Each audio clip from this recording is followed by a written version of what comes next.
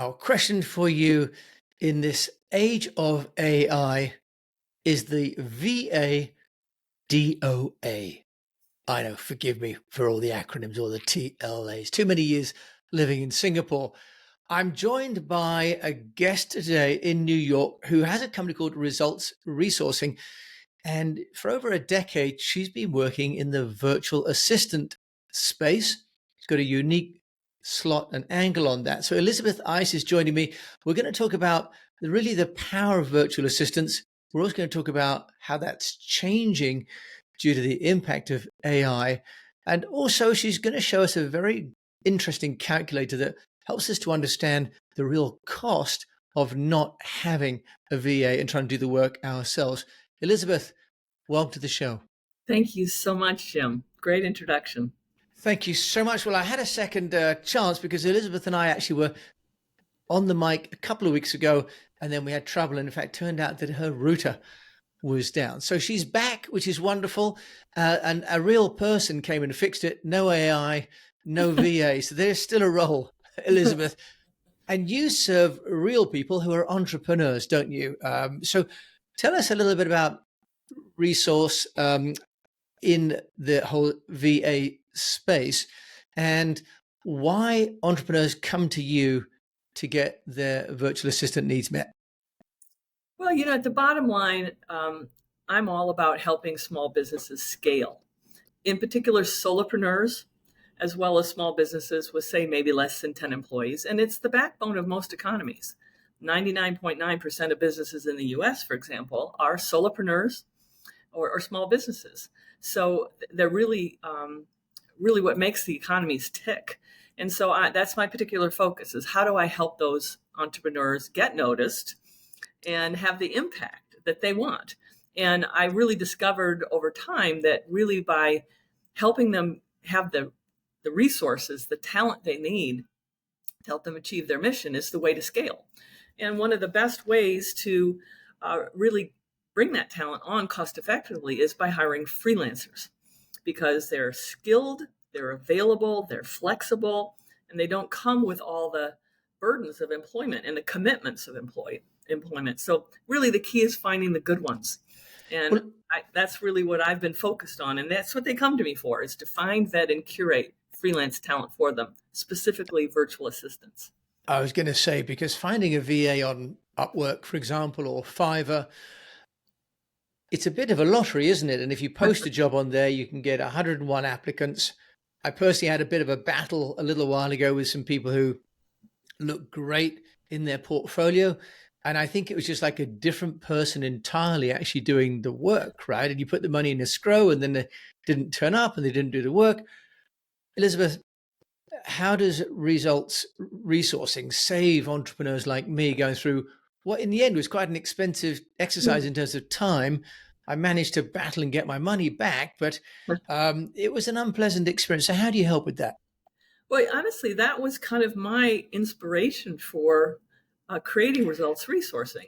I was hiring freelancers myself, and I found the process frustrating because solopreneurs and small businesses, they talk to technology, just what you described. You type keywords in, and it's more than 100 profiles show up, thousands of profiles show up, and you use whatever filters are available, to sort through and then you try to interview, do all this work to try to find out if it's the right person, and it is a crapshoot. And so my motivation was, how do I use my background, which is I have a large corporation background, running operations, very much an operations expert, a workflow expert. How do I make that simple, easy, and quick for small businesses? So that's what results resourcing is. We want to resource results, which is why we named the company that. And we find, vet, and curate virtual assistants. And in the early days, we actually curated individuals. But small businesses kept coming back to us saying, well, we liked that first individual because you interviewed them, you made sure they were a good fit for what we needed, kind of like a staffing agency does, but focused on contracting. And then we were also very efficient because we're a technology platform. But they came back and what they said to me is they wanted competent, reliable, nice, and they wanted it right now. And I also noticed in the course of serving these clients that they would come to me with something on fire. And that was what they needed. Put that fire out. And we would help them do that. Then when that fire was out, they needed something else. But that first freelancer they hired to put the fire out wasn't the right person to fight the next fire or prevent the fire. And so what that really led us to do was to focus on matching people with teams of preformed teams, basically virtual assistant agencies. And what's powerful about that is that we pre-vet them. So we know their quality, and many actually have done work for me. But essentially they have broad skills. So it's not just one person that could do something well, because there's no such thing as a unicorn. But they have separate people that are really skillful. It might be bookkeeping, CRM specialist, copywriting, blog writer, SEO, WordPress web developer. They're all on virtual assistant teams. And so as a business owner comes in, they get matched with the right team. And as their needs shift, that team understands their business and can seamlessly make the change to a different freelancer that might be needed for a short-term project. And so that it's just really a terrific way to get access to skill breadth, skill depth. And what I haven't mentioned is capacity. Because if you hire an individual, that person wants to work a reasonable number of hours every week. And perhaps they have other clients. So if you need suddenly 10 or 15 hours for a project, they don't necessarily have it. They also get sick. They want to take vacation, all kinds of things like that. And the team structure enables capacity and the flexibility of hours as you need them. So we've built a model around competent, reliable, nice, and now. We can stand up these pre-vetted teams in 24 to 48 hours.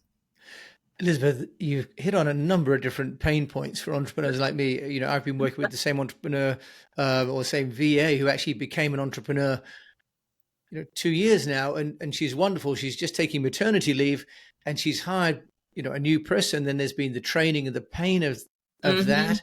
And then if I want to scale, if I had my own company, I'd be hiring and training, and then those people would be training. So when my individual VA hires new people, that new person is actually kind of out of my control. The hiring process and the performance continuity is actually really a challenge, isn't it? I didn't realize that you can hire, if you like, teams of VAs. And is that companies that have got sort of a group of VAs, or is it individuals and you're bringing them together, if you like, as a virtual team, if I can use that expression, by picking sort of a dream team and collating them? How does that work? Well, both are possible, but we have really focused on finding business owners that have those agencies. And the reason I've chosen that is because, I personally don't want to get involved in the day-to-day operations, of a client engagement. And I think it's more powerful to have a business owner, another entrepreneur that owns and runs the agency, the ownership, the common experience with the business owner they're supporting. That's really powerful. And to your point about, your VA being out, is part of what I vet is the leadership and management abilities of the leaders of these companies. So I understand their methodology, how they train people, what their processes are. So I'm confident that when I match you to somebody, they're going to follow a familiar process that I have faith in. And so, while I may not know all of the team members, I know how the team members came about. And some of the team members are actual employees, but actually the vast majority are preferred contractor relationships they have with other freelancers of the quality that they expect. And that makes those teams really dynamic, because a couple of years ago, did anybody know about AI? No. But I'm looking for future-looking VAs that are anticipating what's coming into the market so they can help the small business navigate those changes. Well, Elizabeth, you have mentioned the dreaded word AI. And I think we have to talk about that, because some people are thinking about replacing the VA, who's maybe in the Philippines or in Latin America, for example, or in Africa, with AI. I've got to get your view on the difference that AI is going to make to this sort of opportunity to outsource your work. Well, I would not use the word dreaded AI. I think it's using AI appropriately. So my view of the topic is this. First of all, I view virtual assistant as a professional service. It's not clerical work that's done over the internet, regardless of where in the world it's done.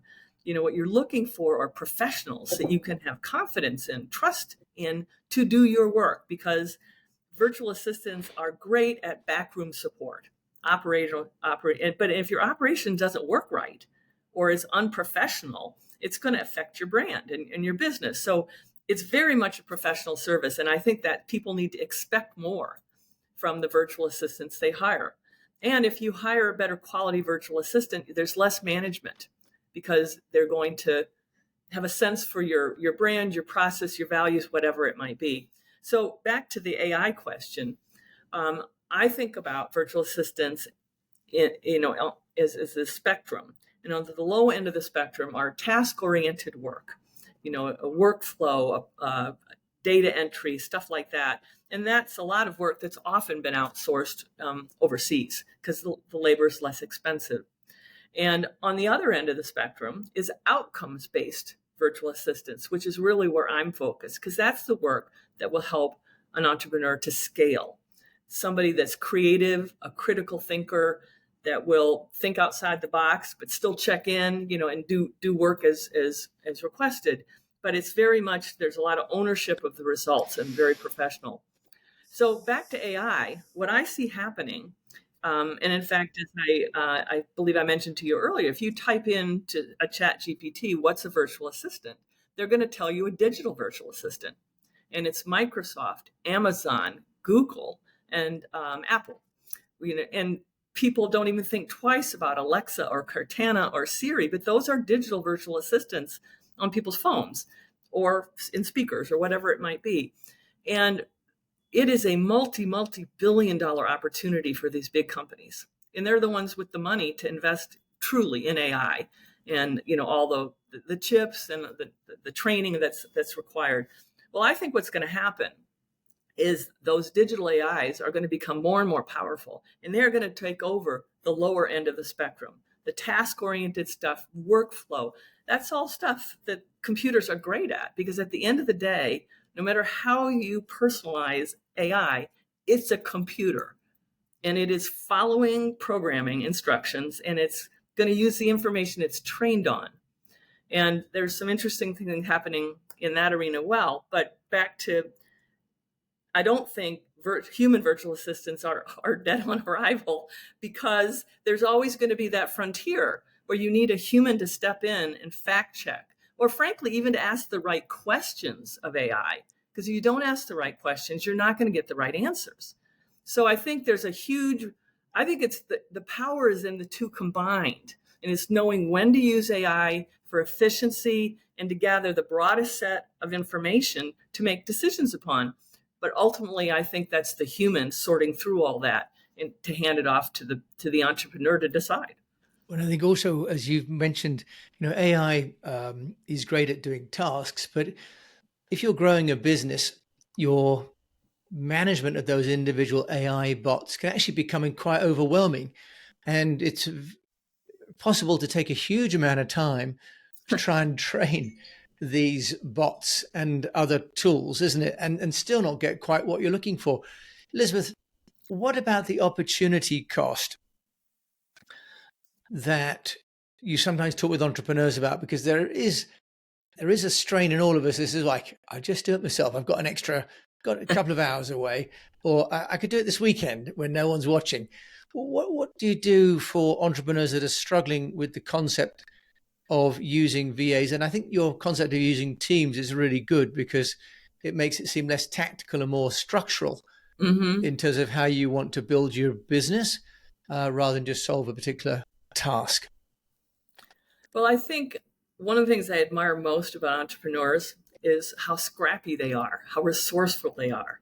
But at some point, that skill is actually a liability, because what I think entrepreneurs need to be focused on is what's their big idea? What is the value they're trying to bring to the world?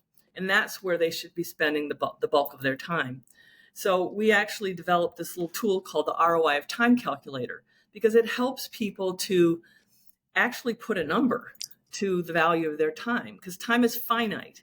And you want to spend it a number of different ways on your business, but also in your family or relaxing, whatever it might be. All those things are important to a healthy human being. And so with the ROI of Time Calculator, it'll be in the show notes. So welcome anybody to use it.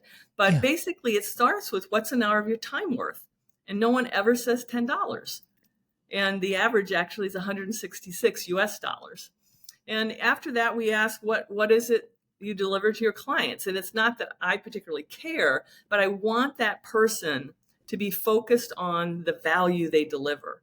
And then we ask how many hours a week you work. And then what percentage of that, how many hours a week do you work on working with clients or delivering that value? And the average is 43%. So 43% of everyone that's ever taken this survey is spent on the core value of their business that develops revenue and delivers value. And it's 57% is on invoicing, customer service, blog writing, social media, researching AI tools, whatever it might be. And so my philosophy basically is if you can convert some of those hours that you're doing it yourself to an expert that will do it better for you, whether it's researching AI tools, which high quality VAs are very good at, or it's your bookkeeping, or it's your blog writing, or it's social media, whatever it is, outsource to somebody that loves to do that backroom stuff that's actually a burden to you. Elizabeth, that creates time and allows you to create more value. Yeah, that's a wonderful tool. And we've got it on the website. It's resultsresourcing.net. And if anyone wants to see it on the YouTube channel at Jim A. James, you can also see it. So I think that's brilliant. If it's 43% on average is spent actually delivering the value, plainly you can double your revenue for doing no extra hours if you then outsource. And presumably, Elizabeth, if the average value per hour is 166, what would be the average VA cost? That's the missing bit of this equation. Yes. Well, for us, we specialize in US and Canadian freelancers.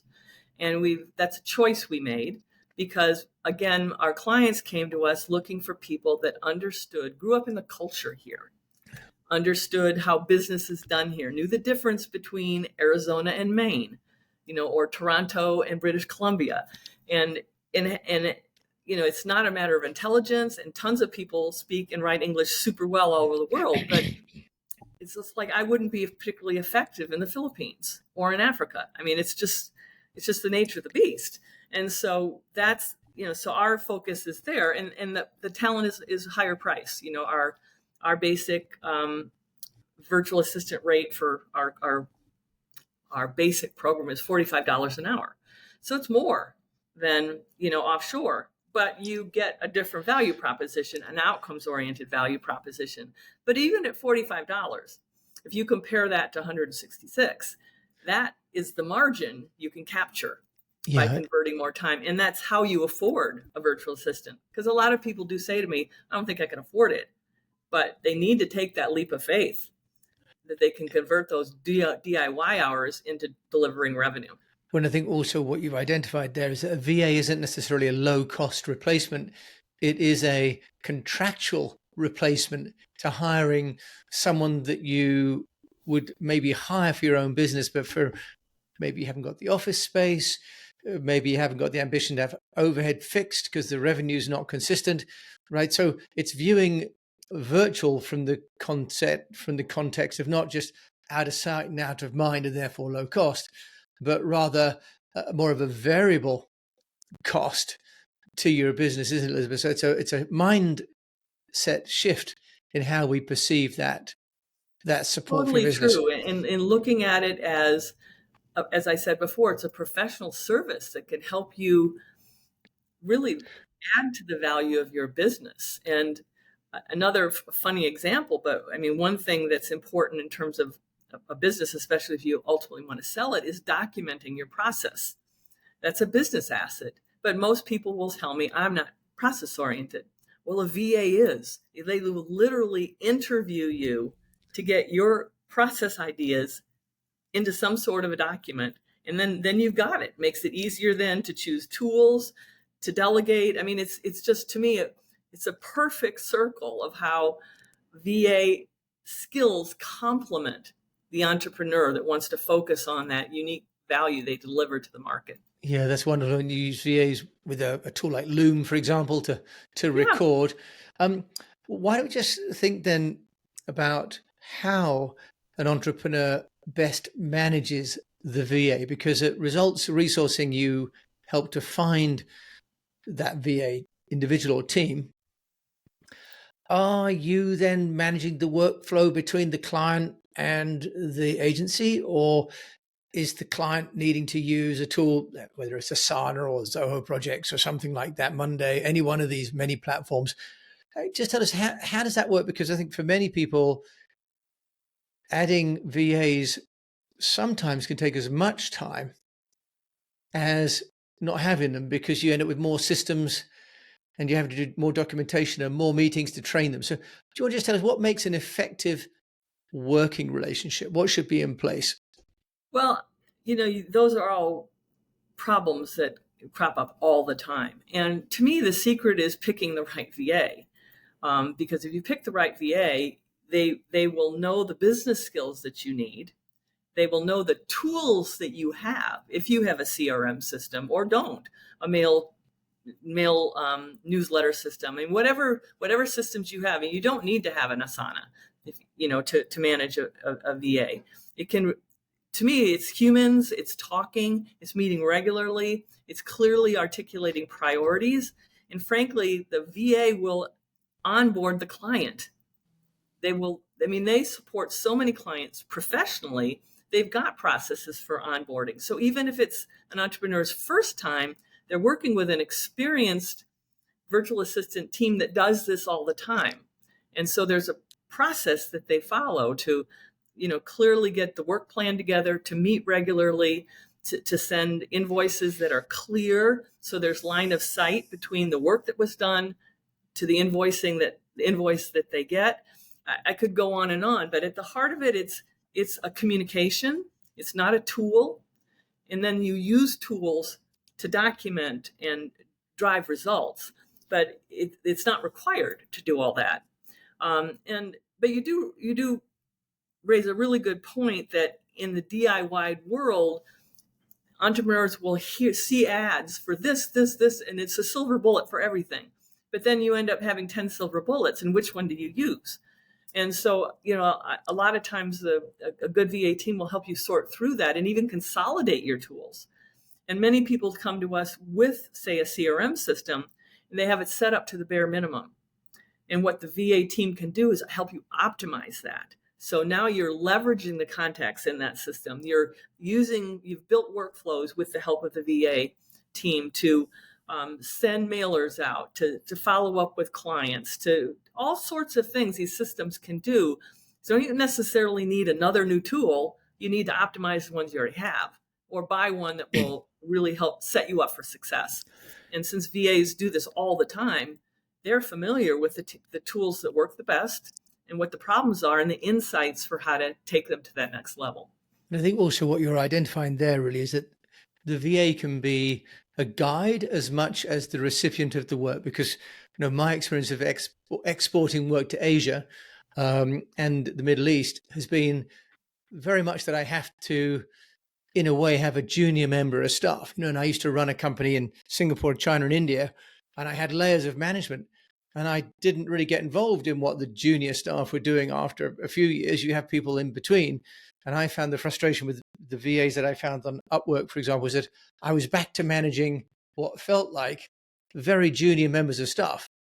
And that's exactly what they are. And again, that's one of the reasons we've emphasized outcomes-oriented professionals as well as U.S. and Canadian for our market, because it doesn't require that level of management. They know how to manage. They run a business themselves. They are entrepreneurs. So they, in a sense, are standing in that client's shoes, and they're supporting multiple clients, and they've got really this broad base of experience to draw upon. And the goal is to minimize the non-productive, non-revenue generating management time. So it's just more collaboration time and making sure that work's getting done the way the business owner wants. That's a really a revelation, to be honest, Elizabeth, because VA for me had always been a bit of a slippery slope. And I'm sure for many people listening to the show, we've almost now got to the stage where I, after my last experience, said, I'm not going to hire a VA. I'm only going to use AI because I can find an AI tool somewhere that does 80% of what the VA was doing. But seeing it as a strategic partner that can take operational parts of the business away from me is an entirely different way of viewing the VA experience. Elizabeth, if there's if you like, a number one tip that you would give people, entrepreneurs looking to use a VA and a VA team, importantly, with all your experience at results resourcing, what would that advice be? Well, I think it goes back to the value of time and really taking a hard look at how you're spending your time and letting that be the driver of some of your decisions. Because if you want to scale your business, you can't do it yourself. Or if you've got one or two people, you've got to be able to grow that in a sustainable way, in a way that's got resources you can count on as you grow. And so I think doing that, they're gonna come up with the cold hard fact that they're not spending enough time growing their business. They're doing all this other stuff because they technically can do it. And then it's frankly what you just described about the VAs that you've used, that to me is a defensive hiring decision. Oh, I'm gonna get somebody cheap because it's not going to work well, so I'm going to minimize my loss, as opposed to, okay, I'm going to find somebody great that can make a difference to my business, and I'm willing to pay a little bit more for it, not ridiculously more for it, but pay a little bit more for it because that person is going to have my back and help me build my business and bring experiences that person has across industry over the years and as a fellow entrepreneur to help scale the business. And so I think that's the kind of the frame I put on it, is valuing your time and stepping up and finding the right person to help you step up your business, because they're there, but it's being defensive is not going to get you where you want. I love that. A great advice from New York. We should be more offensive. Sounds a bit wrong, but a bit more assertive probably is the word I'm looking for. More assertive. Elizabeth, you're plainly someone who thinks a lot about, all of these matters and others. If there's a book or a podcast that you'd recommend that you find stimulating, what would that be? Well, of course, you would be a podcast I would recommend. Oh, you're too kind. I didn't pay Elizabeth to say that, by the way. I didn't expect to say that, but I couldn't resist. But I would say the book that has been profoundly influencing to me is a book from 2016. And it's called Thank You for Being Late, An Optimist's Guide to the Age of Acceleration. And it's by Thomas L. Friedman, and he's a New York Times columnist, and he writes actually a lot about politics in the Middle East. But he's also a really terrific writer and very interested in the world and technology. He also wrote the book Thank You for Being The World is Flat. I was going to say he wrote The World is Flat, right? Yeah. So this is a later book. But there's two things about the book that I found so inspirational. The first is that he talks about the best entrepreneur that he knows of, and that's Mother Nature. And Mother Nature just adapts, doesn't judge, just adapts. And whether we like the human impact on the planet or not, Mother Nature is not judging. Mother Nature is just adjusting. And I think that's a great lesson for entrepreneurs, because the world's always changing. We don't control. And it's like, okay, if we're purposeful about whatever we do, how do we deliver on that purpose, no matter what's happening around us? So that's lesson number one. The second really leads us back to the AI question, because again, bear in mind, this book was written in 2016, but early in it, he talks about this interview with Astro Teller of Google at the time. I don't know if he's still there or not. and he basically put it on a napkin, the age of acceleration, and so there's a chart, and the upward curve is what he called technology, which would equate to artificial intelligence, because it's all these things are artificial computer systems that produce results. And then on the lower axis was humans' ability to adapt to technology, and it's not a flat line, but it doesn't keep pace with the age of acceleration. And so what he talks about is, if this steep hockey curve is artificial intelligence, then that delta between that and a human's ability is what is the opposite, intelligent assistance. And that's what I'm all about, is I want to provide intelligent assistance, which only can be provided by flexible, creative, problem-solving humans to fill that gap. So that was one of the things that inspired me at the very beginning. In 2016, I read that book. I started my company and launched my platform in 2017. So Elizabeth, that's a fabulous book. Elizabeth, thank you for that. Well, and we were saying at the beginning about how to pronounce your surname. It's Eiss, E-I-S-S, and you are as cool as ice. Thank you for coming on the show. If we want to find out, where can they get you? Obviously on resultsresourcing.net or .com. It works both. And the easy way to remember that is because we resource results. That's why we named the company that. I'm also on LinkedIn. Happy to see you there, and would love to. We always start with a free consult. So whether you choose to work with us or not, I love helping entrepreneurs figure out how to scale. So please connect and let's have a call. Elizabeth, thank you for connecting with me and coming on the show. Thank you so much for joining me today. Thank you. Well, we've been all the way to the Big Apple to talk to Elizabeth Eiss, and wonderful as well. And for me, really a mindset shift about VAs not being a low cost, slightly anxiety-ridden hiring process, and really being the potential to being a variable contractual arrangement with professionals. And I think that's a great takeaway, and that those people will be essential with AI or not AI, because business will always need people to solve problems, just like Elizabeth needed someone to come and fix her router for her a couple of weeks ago. Right. Thank you for joining me, Jim James, on this episode of The Unnoticed Entrepreneur. If you've enjoyed it, do please leave a review on your player and do share it with a fellow unnoticed entrepreneur, because we don't want to let any entrepreneur go unnoticed. Until we meet again, keep on communicating.